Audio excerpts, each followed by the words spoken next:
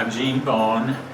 My connection with Broadway began in June of 1959 when I received my first conference appointment. Louis Woodward, who was pastor at Broadway at that time, was my mentor.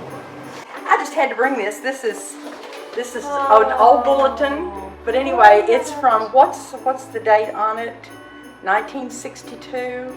Brother Woodward was the minister, and Daddy was the Sunday school superintendent. But that's the church back then. This was Melrose original. We did go caroling some, remember? Yeah. I think it was in the neighborhoods that we went caroling. Yeah. And that was the Methodist Youth Fellowship. Yeah. Well, one of our special memories was that December the 21st of 1962, Jane and I were married in Broadway Church.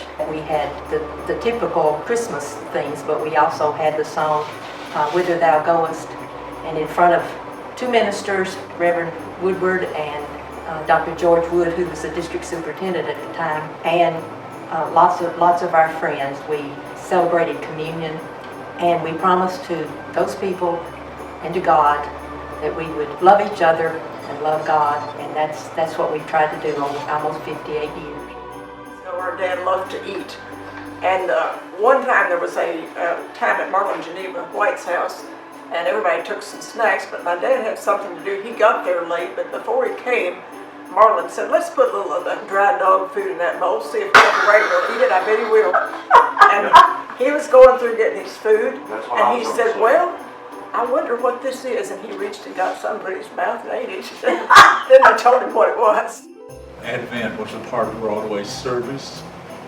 Sue Williams and Dorothy Syra always decorated the church. The Christmas tree was always a part of the Advent season with the different symbols of the Christmas telling its own individual stories. One of the special things is always the choir cantata. Well, I've been around Broadway since I was 6 years old. My mother was in the choir, and I remember my earliest memories of that were Christmas programs when she would participate as a member of the choir, and of course being a part of the children's department when we moved over from the old church to the new church, which is the church we have now. We would have Sunday school assembly, and we would have music. Miss Hazel Dalrymple was the piano player, and Miss Dalrymple before long noticed that I would be singing quite a bit with the group, and so she kind of singled me out for attention.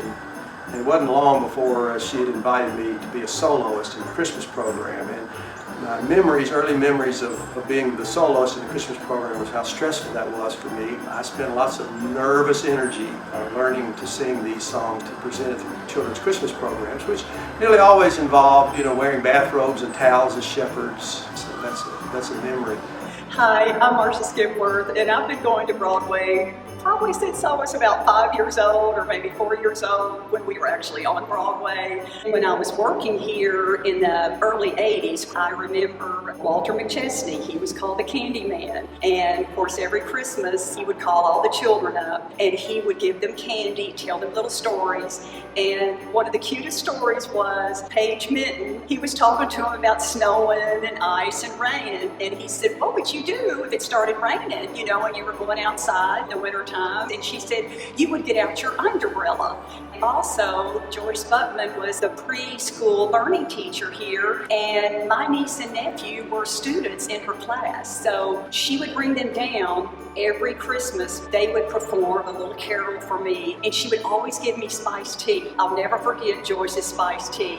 As I got older and was invited eventually to join the adult choir, which for me was actually a thrill.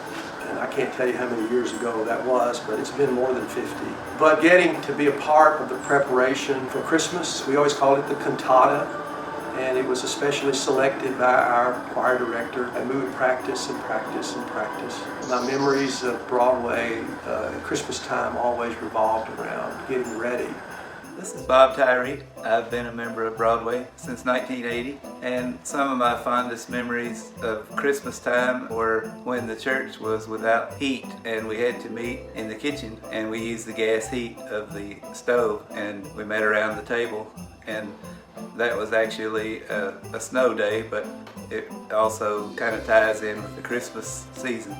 So I know a lot of members still remember that also. Remember, I was in United Methodist Women around late 1970s, I think. We had Christmas teas every year. We always looked forward to that. We wore our long dresses, and the women, got out the best china. And we had, usually it was like 2 or 3 o'clock on a Sunday afternoon, the Sunday before Christmas. But I remember Eugenia Hendrick, Lotta Saunders, Sue Williams, and Loisteen Tyree were some major components in this tea. But I always look forward to that. My mom was part of very active in the Women's Society Christian Service. They always would have Christmas tea. And the ladies would bring their Christmas cookies or their candy or whatever they made. Serious tea. My mother has an adventurous streak. She decided, and she made bourbon balls, and she brought bourbon balls to the ladies' Christmas tea, just from the reaction that it would get. Her good friend was the pastor's wife, Joyce Spalding.